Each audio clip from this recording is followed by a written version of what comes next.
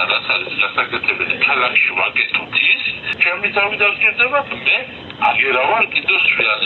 სისხლის სამართლის საქმეში არსებული ეს ფარული აუდიო ჩანაწერი ეგრეთ წოდებული ქურდული სამყაროს წევრობის ბრალდებით დაკავებული პირების წინააღმდეგ ერთ-ერთი მთავარი მტკიცებულებაა. სამართალდამცველებმა თბილისში, იმერეთსა და სამეგრელოში 26 პირი დააკავეს, ხოლო 4 პირს ბრალი დაუსწრებლად წარედგინა. აქედან 3 ეგრეთ წოდებული კანონიერი ქურდია. მოსამართლის განჩინების საფუძველზე განხორციელებული ფარული საგამოძიებო მოქმედებების შედეგად დადგინდა, რომ ბრალდებულები პირადი სარგებლის მიღების მიზნით საზღვარგარეთ მყოფ ეგრეთ წოდებულ კანონიერ ქურდებს უკავშირდებოდნენ და ეგრეთ წოდებულ ქურდულ გარჩევებს აწყობდნენ.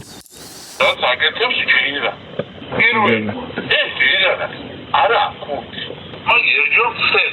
ფოტოციკლი. ხახარა თავის მოდა საათ ნახევარი იდგა და პატარა ბაღანასავე. ვეჟინადე ჩამევიდა. ნომერზე შენახმოვიდა. რა თქმა უნდა თამაშა აგის კიდე ლაპარაკი ვასული იყო და ბოდიშიო მაპატიო არ პატიო ქურდი არ ახარ შენიდი და აგის ბესო რამაზია ახაზია ეს სემეს და უთხარ ქურდი არ ახარ.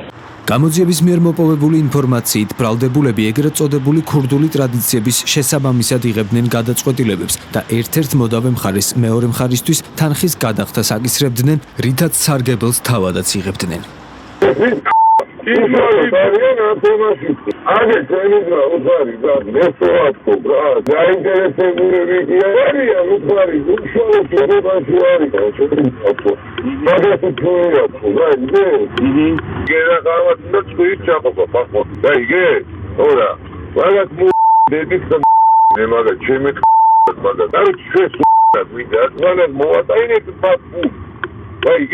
შინაგან საქმეთა სამინისტროს მოპოვებული აქვს ფარული ვიდეო ჩანაწერებიც, რომლითაც დასტურდება, რომ ეგრეთ წოდებული ქურდული სამყაროს წევრები და ეგრეთ წოდებული ქურდული სამყაროს საქმიანობის მხარდამჭერები ფინანსური დავების მოგვარებაში იყვნენ ჩართული.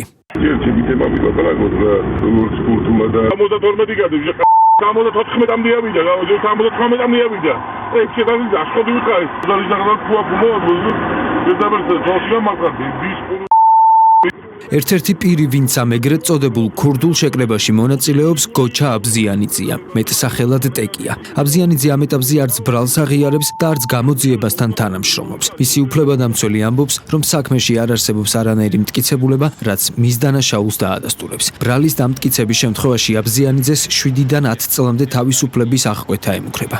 მისი ამ საქმესთან და საქმეში არ არსნაირი მტკიცებულება არ არსებობს, რომელიც აი ცხალს აღატა პირდაპირ მტკიცებულებით დაიდება, რომელიც დაადასტურებს, რომ გოჩა აბზიანიძეს რაიმე დანაშაული მიუძღვის ამ ფაქტთან დაკავშირებით, რომელიც დღეს შინაგან საქმეთა სამინისტრომაც დადო, ჩვენ შევეცდებით დაცვის მხარე ეს ყველაფერი უზრუნველყოთ ამ მტკიცებულებების წარდგენა, რომელიც იმ საკითხებზე, რომელზეც ახლა მე გესაუბრეთ, დამტკიცებს, რომ გოჩა აბზიანიძე უდანაშაულოა წარდგენილ ბრალდებაში. წარდგენილ ბრალდებას არ ეთანხმება და დუმილის უფლებას იყენებს ეგრეთ წოდებული ქურდული სამყაროს საქმიანობის მხარდაჭერის ფაქტზე დაკავებული სერგო ქურცაძე. მისი უფლებადამცველი ამბობს, რომ საქმეში არსებული მასალები დაკავებულის კანონსაწინააღმდეგო ქმედებას არ ადასტურებს. ბრალის დამტკიცების შემთხვევაში ქურცაძეს 6 წლამდე პატიმრობა ემუქრება.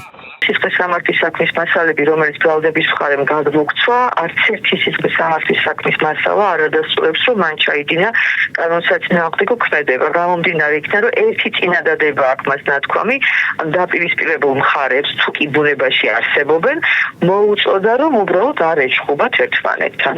სხვა შემხებლობა მას ამ საქმესთან არ ქონია. პოლიციამ ბრალდებულების პირადი და საცხოვრებელი სახლების ჩხრეკისას ნივთმტკიცებებიც მოიპოვა. გარდა ამისა, ამოღებულია ცეცხლსასროლი იარაღებიც, რითაც დაკავებულ პირებს არსებული ბრალი კიდევ უფრო დაუმძიმდათ.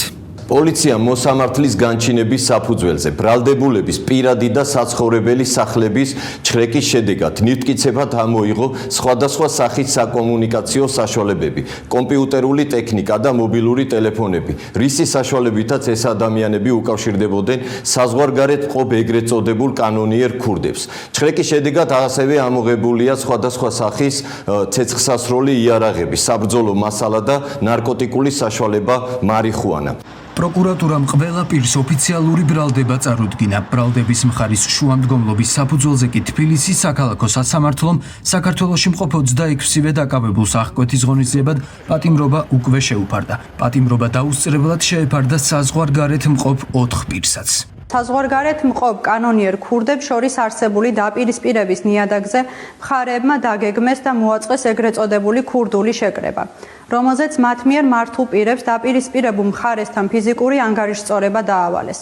გამოძიებით ასევე დადგინდა, რომ ფინანსური დავის ქურდული გარჩევის გზით გადაწყვეტის მიზნით მოდავე მხარეებმა ქურდული სამყაროს წევრებს და კანონიერ ქურდებს მიმართეს, რომლებმაც თურქეთის რესპუბლიკაში და შემდეგ საქართველოში ქურდული სამყაროს საქმიანობის მხარდაჭერების მეშვეობით არაერთი ქურდული გარჩევა მოაწყვეს, რის შედეგადაც ერთ-ერთ მხარეს თანხის გადახდა მოთხოვეს.